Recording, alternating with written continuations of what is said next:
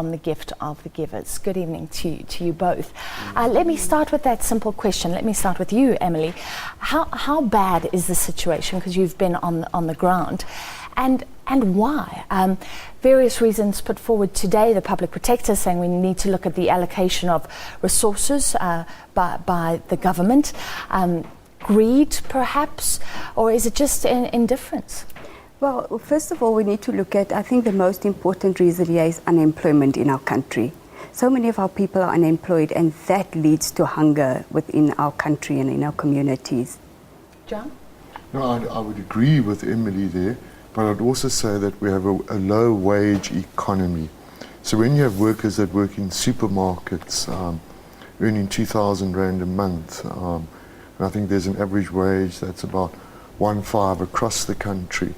So wages are extremely low, and we haven't managed to really address this in New South Africa in terms of our democracy. And what we really need to address is economic justice, that people, one, can have a decent standard of living, that they can feed themselves properly and adequately, and a lot of that is also nutritional levels, and two, that we can have a different kind of economic sort of growth path and redistribution of wealth. Looking at it from an economic perspective, it said that we can produce enough food for everybody. And this was an election issue. The EFF was saying we have to focus on making our own food. But does it matter? Because we make a lot of food, but where does it go? Which is what you would say. Yes, I mean, I think it does matter. I think that we export food as well. And then we have a problem with mining, particularly in Mpumalanga, with the rapid expansion of coal mines in the area. And Mpumalanga has traditionally been seen as the food basket of South Africa, and the water pollution that's taking place, the impact on big agricultural farmers and also small subsistence farmers is of concern. And that's generally a concern around mining, and mining sort of trumps any other sort of sector. So we're not really focusing on food security in this country, one, and then we're not also looking at the cost of food, where most poor households cannot afford to buy food of value. Are you saying that mining is threatening our food security? I would say yes. I think it's not regulated properly. We think investment is good for the country, and any kind of investment is good, but that is not necessarily true. There's an impact, and that impact's not being costed. So profits are being made, exorbitant profits within the industry. Don't we have a lot of regulations, John? Haven't we learned from the past with acid mine drainage and things like that? Isn't our legal framework strong enough now? Well, we seem to have a fairly good legal framework that's not adhered to, and I think that's the problem. In coal mining, there were, I think 2 years ago, and the figures might have changed now, about 600 sort of coal operators operating without water licenses. So that just tells you that there's very little regulation and of what's actually going on in the industry. Emily, talking about mining, so you've been on the ground. Gift of the Givers has been handing out food today to those miners. Explain what that's like and what you're seeing. You know what we're seeing? We're just reaching a small percentage of the miners at the moment, because when we visit a shaft has got about 5,000 people, and we're only handing out food parcels to about 600 families. And when you leave the others standing there with nothing, you cannot help but feel and sense their need for food or their need for help at the moment. So they are watching as you're giving to some, but it runs out. But it runs out at the end of the day, yes.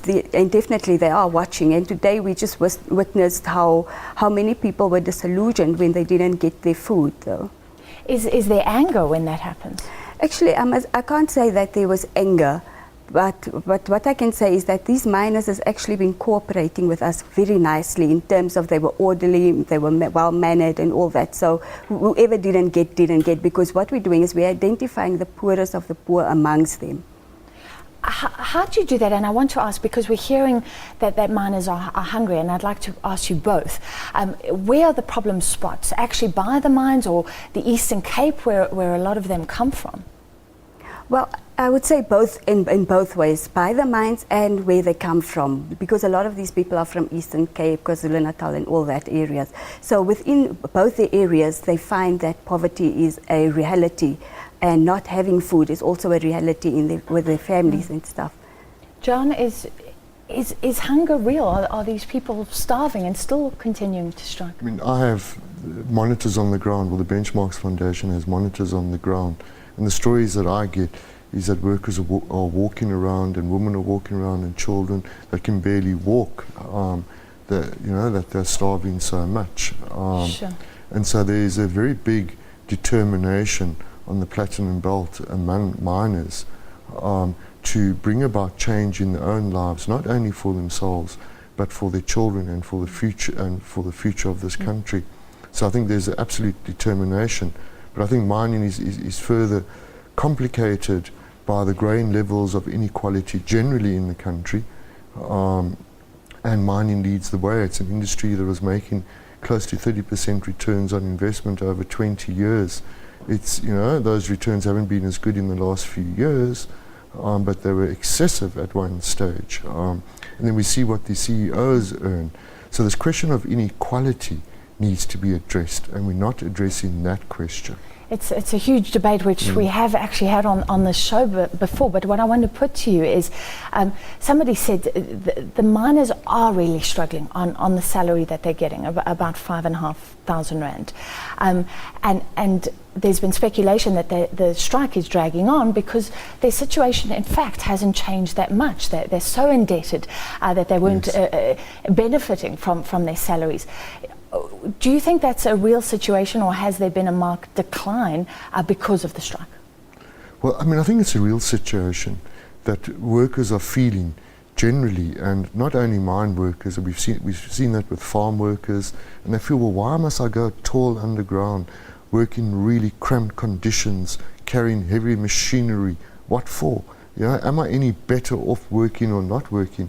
When you get to that point in a country, then it says we've got a fundamental problem here that we need to address, that we haven't fundamentally transformed our economy.